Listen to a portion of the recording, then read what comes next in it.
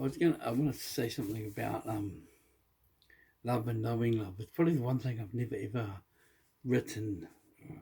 I always say to people to try and remember your feelings when you're a child, like say maybe 8, 9, 6, and you had dreams of marrying and of falling in love and having children and having a nice home and having a secure job and the job that you always wanted to have, or something that really fits with you. And you think, I want to do this particular job, and that's the job you always want to do. And um, with love, my thoughts are as a child, I could go through some experiences. It was Pamela. No, Connie. Connie lived on the other side of town in Huntley, and I was a child. And I got my sister's bike, and I rode all the way over to Huntley South. No idea where I was going. And I was just thrilled at the thought of being on the side of town Connie was on. And she was this gorgeous little blonde girl. And I was same age, school. I was a year older than you. I'd been put back in class because I'd wagged a year. And her mother was a teacher. And Connie was same age, a year younger than me. And her mother, I'd had a really, really nasty, mean teacher the year before, and that's why I went to school, Mrs. Brown. She was terrible to me. She was always embarrassing me in front of the kids.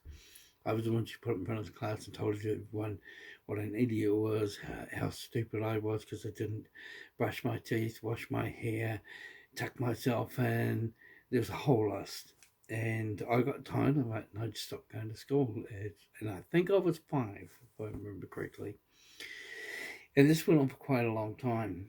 And so I waited school long enough to be put back a year. I went and saw Mr. Prendergast, the principal, and he said, look, we're going to have to put you back a year because you didn't learn anything in your first year at school. You weren't here. So, and how I got away with it for so long, I don't know. She must have just thought I was a sick child. I don't know. I don't know how I pulled that off, but I did. And so the next year I was put in Mrs. Gablinski's class and her daughter Connie, and I fell madly in love with Connie. She was blonde, blue eyes, and she was really cute. And I just wanted to be in her area. And I was watching that movie, and the guy was going on about Perry Como's song about the guy being on the street where the young man was in love with a woman, and he felt, even though his feet were on the ground, he felt so many stories high because just before him was her house. And when you're in love, you do crazy things. You'll do anything to be near the person you're in love with. I think a lot of people mistakenly get caught stalkers when they're just in love. They just get to the person's house and they're like, oh, that's where she lives or that's where he lives, and they hang around there. They walk up and down the street and all this sort of stuff, and hoping they'll get noticed and hoping that the person will open the door and say, hey, you want to come in? Well, let's go talk. And it never happens. Well, I must say to some people. And for me, then at the end of that year, I think Connie and her mother went and her parents went back to Auckland. And I never saw her again. There were others. I always had the old, like, nightly romantic, chivalry feelings about love. In other words, my feelings were about you did everything you could to chase the person you loved. You wanted to give them every chance of knowing you so that they would see that your love was sincere and they'd want you, and that you weren't going to harm them or hurt them and stuff like that. It reminded me of Caden's mother, when I saw her at the corner, she was on a scooter and she threatened me, just really nasty. And I said, look, I'd never harm a hair on your daughter's head. And she just scowled at me with hate. And that afternoon, she sent the police around to threaten me to stay away from her daughter. And that's when I realised how nasty they were. I mean, it was just a fake case of he's stalking my daughter with no proof whatsoever. But the police believed it, and it was very hard to deal with it. And so you have, mind you, on the same place with Kitten when I first met her for about 2 to 3 months at the supermarket. She was working it. She kept following me around everywhere. I'd go to buy stuff and I'd turn around and there she'd be. I'd look, I'd get to the checkout and she'd be sitting at the checkout. You could see in her face she was waiting for me to come and see her. Stuff like that. So it's kind of weird that in the end she ended up accusing me of stalking when at her workplace for 3-4 months. She followed me around as doing the same things that she accused me of doing. She did. So I learned very quickly to stay away from her. And if we bumped into each other in the streets and that, she saw it as me stalking her. I saw it as she's the one who might start screaming or freaking out wherever I am, get the heck away from her as fast as possible. But in the past, I remember with Diane, I fell in love with Diane when I was probably about 13, 12. I think I was at high school. And Diane lived not far away from me, across Glencoe Park, and I used to walk home with her. And I admired Diane so much I wouldn't touch her. I know that sounds stupid, but I would sit there and just stare at her and talk to her, and I loved talking to her, and I loved looking at her, and I loved getting on with her, and we would sit at her fence and talk for hours, and then she'd go in. What I didn't know was while I was talking to her at the fence, found this all out afterwards, was that she wanted me to make a move, to kiss her and have sex. And of course, I'd never done that before, so I'd been as excessively shy as I had no idea how to do any of that stuff. And it was her that started this. She asked me if I wanted to be her girlfriend, her boyfriend, and I said yes. And I can't even remember how long we went together. And then she got tired of me because I found out later I wasn't trying to have sex with her. So she very cruelly broke it off in front of all her friends on the lullaby. I was talking to her and she said in front of all her friends, I don't want you anymore. I think people do that because they don't have courage. So if they do it in front of all their mates, they tell their mates they've got to do it. And they say, here he comes, I'm going to dump him. It gives them courage to do it. She knew it was going to hurt my feelings a lot. And because I was a nice person. And she did that. And I remember going home and crying and being absolutely devastated. And I was so shocked she did it. I just sort of backed up and said, oh, yeah, okay.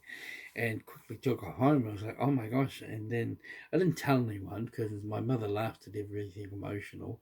My father didn't care. And my sisters would have thought it was hysterical because they all knew her anyway. And so that went on. But I always had this thing that when I fell in love with someone,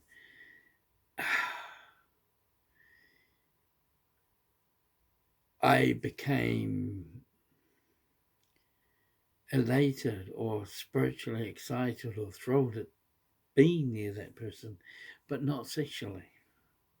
I mean, I always attached sex to the emotional, spiritual connection. You knew that if you fell in love with someone, you'd eventually have sex. But I always had the nightly type of relationship in mind, where you courted a woman, a female, for a period of time. You got to know each other, and you got to like each other, and then you got married, and then you had sex. And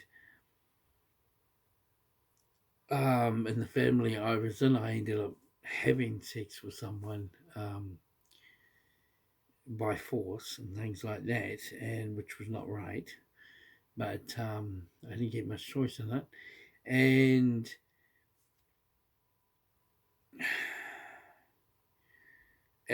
I sort of went into relationships like that. But I always had this thought in my head that I'd find this person, I'd fall madly in love with her, and she'd feel the same way about me. Would be deeply in love. When I found God, that was the first thing I asked for. I just got on my knees and I said, God, look, I'll work for you for the rest of my life.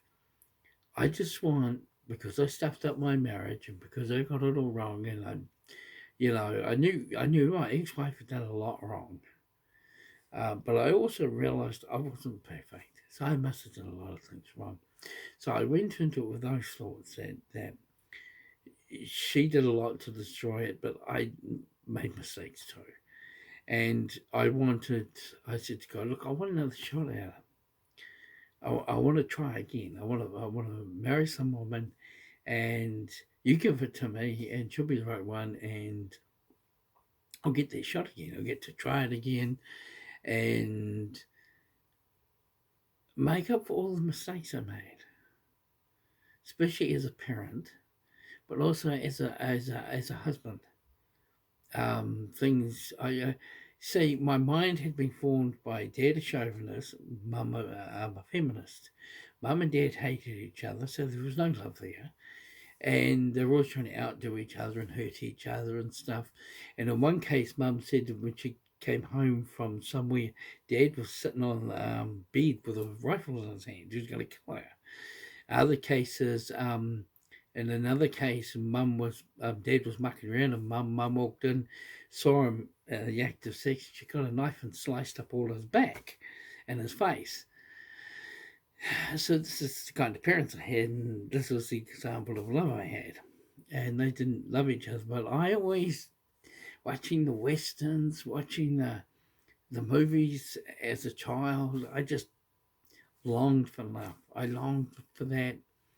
I longed to walk down the street with a woman who loved me back equally as I loved her, and together we were something special.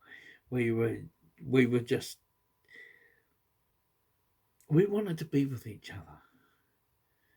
And so that's why you follow a person around uncontrollably for months on end. You just think, this is a person, I got to get in their face. I got to get their attention. I got to let this person know that I love them and I want to be with them. And I will do everything I can to make their life a better experience, more enjoyable. And I wanted to do that. Yeah, I wanted to try because I did everything right. See, I did everything. The formation of mistakes of being a father and a husband was from my parents. And even though I knew it was wrong, Dad had anger issues. In my marriage, I had anger issues. You get what I'm getting at? So I had all these problems. And I fought very hard with my ex-wife to get those things out of me. Not fighting with her, but I fought with me to get these things out of me and change while I was married. But she was just such a trial. And so I knew it was never going to work in the end. And when we agreed, and she left, I said to God, can I do that again? Can I try? This time I'll do it following you, following the Bible, following the things I'd learned as a person. And so but I had severe anxiety, severe agoraphobia, and I couldn't even cycle over the bridge in Maitai Road without a fear of going over the edge. I was terrified. I used to get up to the bridge, get off, walk across, get back on my bike and ride down Maitai Road. I had a fear of getting groceries. I used to shake. I was sweating. I was terrified. So I had some really deep emotional issues after my ex-wife left. 6 years of computer programming, doing nothing in society. I didn't go anywhere. I didn't do anything. I was scared of everything, everywhere. I didn't want to go any place where people were. And so I had to get over those issues first, obviously. It would have been nice to have someone to help me, but there wasn't anyone. And I was interested in everyone, the world was doing the same thing. So I got through those things myself. And when I finally got to about 2008, I figured it was going to happen. So I said to God, look, I'll just live a single life. And in 2009, I mean, Kit and all hell broke loose. And from 2009 till now, she's still telling people things about me stalking her. And every time I've had a few close attempts, but every time it happens, they've either heard of the character assassination, they think I'm a horrible person, or they're trying to do me in. And so I'm kind of like over there now. But I wanted to explain my feelings about love and the uncontrollable urge to be with the person you're in love with. Like when you fall in love with someone, and remember, you don't choose, your heart does. That's the scary part. Materialistic people, they judge with eyes and the body and money and titles. Whereas when you fall in love with someone, you look at them and it's done. There's nothing you can do about it. So every time you see that person, you naturally have an urge to desire them. You desire to be with them, to hold them, to talk to them, to share your good things that happen to you. You think, oh, I just would love to tell them. Or something exciting happens, you want to tell them. And you want to have sex with them. You get aroused. That's the person that turns you on in every way. It's not filthy, it's not dirty, it's not gross, it's not repulsive. It's uncontrollable because you can't control it exactly the same as you can't control falling in love. And so you fall in love with this person and you have this uncontrollable way about you. And it can appear very obsessive because everything within your whole spiritual being is telling you that's the person for you. I love the stories like the guy out of Paul Michael Glaser from Starsky and Hutch. He said he was driving down the road and he looked over at the car next to him and he saw this, I think it was a brunette, he saw this brunette.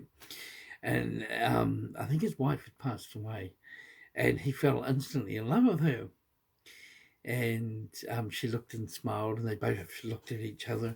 When they got to the the first traffic light, I think he stopped his car illegally, jumped out, and refused to let her go unless she agreed to a date that night or something, and she was single. And they didn't. They got married. So, and they lived very happily ever after. I like those kind of stories. And there's hordes of them out there where people just look at each other and go, yep, that's the one. Ruth Graham said it with Billy Graham. She saw him going across the campus one day. And she said to her best friend, she said, that's the man I'm going to marry. And her friend says, do you know who he is? And she said, no, but that's him. You get the people who have faith in God or they have faith in love.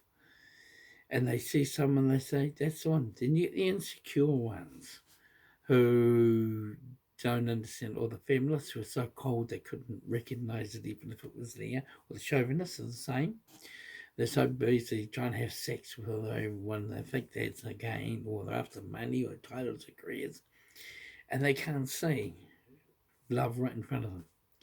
Then you get the ones who are insecure, who think they're always getting stalked, otherwise someone's always after them. And I look at it in that song for what it's worth to say. Something it starts with fear, and then it grows into paranoia. And then once a person gets to paranoia, that's it. You know. So, and it's excessive anxiety and all that stuff. People can feed that too and make it worse. So when you're in love with a person, you can't wait to be with them. And even though it may upset the whole entire world around you, that's the person you're supposed to be with. And that's what I was always like when I connected with a few people. There was the two that I never touched was Diane and Kitten. And Diane, I just thought she was gorgeous in a very non-sexual way. I just thought her whole being was wonderful. I think I was reading who she could have been. I've seen the diamond within, not the person she was. And I was looking into her deeper than who I couldn't see who she really was. And that was really sad. And in the end, she showed to me who she was because I wouldn't have sex with her. The reality was that if I'd have slept with her, she would have dumped me for someone else later on anyway. Because that's what she was interested in, not in a real relationship. I heard of some of her relations after, and that was shocking. She wasn't, And Kitten was mentally unstable, so she just turned around and whatever her parents told her, she believed. And her parents are criminals, and her mother abused her when she was a child, so her head was messed up by the time she met me, and she was following me around the supermarket and things like that. So she wasn't all there anyway. And all they did was feed the fears, and she just freaked out and went crazy. I pray for her a lot, and I hope that one day she'll have the mental stability to crack what they've done. But it's been 13 years, I think, now, and she still hasn't got it. So, you always think that people will click one day. So that's what I'm praying for. The one day she'll get it. But and I think a lot of her anxiety and issues she has with me is because when she was following me around, she was actually in love. And she had all the natural feelings, the natural desires, the natural wanting to be with that person. She was like shoving herself in front of me wherever I went in the supermarket. And her job was at the checkout. But I used to see her down the aisles walking. She'd walk down the aisle right in front of me, walk back right in front of me. Over and over again, I remember one time Jim and I were buying stuff, and she walked down that aisle about 4 times. And I was like, what she doing? I was looking at Jimmy. Like, she'd come past again, and I'd be like, and he'd be like, oh boy. It was really obvious. So I think her issues are her misunderstanding of the emotions and the feelings that she has and had back then, and the people who are the criminal group that she's with and the therapists who she's with who are criminals are telling her that all the natural feelings of love that she feels are all something to be terrified and fear of. So people can be manipulated. You need to be careful of that if you fall in love with someone and it all turns on you. Very scary and very crazy. So anyway, that's how love is to me. It's how I feel. I feel a strong desire to be with that person, to see that person, to talk to that person is like heaven. To spend age and just holding their hand. I mean, just to hold their hand and say, oh, hi, and just to share experiences, moments. All the stuff I write and love on the internet comes from my feelings about this. And for many years, I used to just imagine Kitten in front of me, and I would be telling her how much I loved her, and I'd write a poem about her, or how much I wanted to be with her, and nowadays I just write it in the imagination that someone's there that I love, and I really feel special about her, and I want her to know how I feel. I want her to let her know how special she is to me and what a treasure. And it's so nice to have her here in my life and with me and sharing my time as my best friend and sharing experiences and planning together and making our lives fit together, like, in a special way, but in a way that equally yoked. We both want it to grow and become stronger and better and more amazing. And it gets better because we are together and we both show each other's courage. Where I'm strong, she's weak, and where she's weak, where I'm weak, she's strong.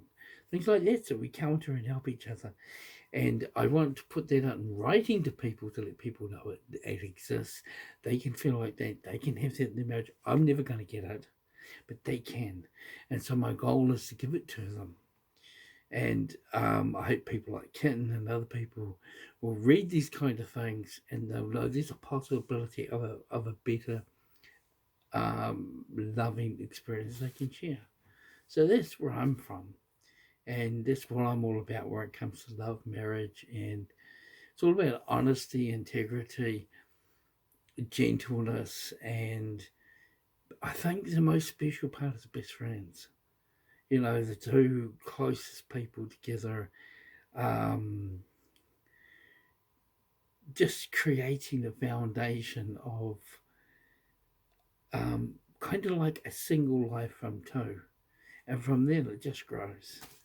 And every experience and everything they do together, and every suffering and every tear is shared with each other.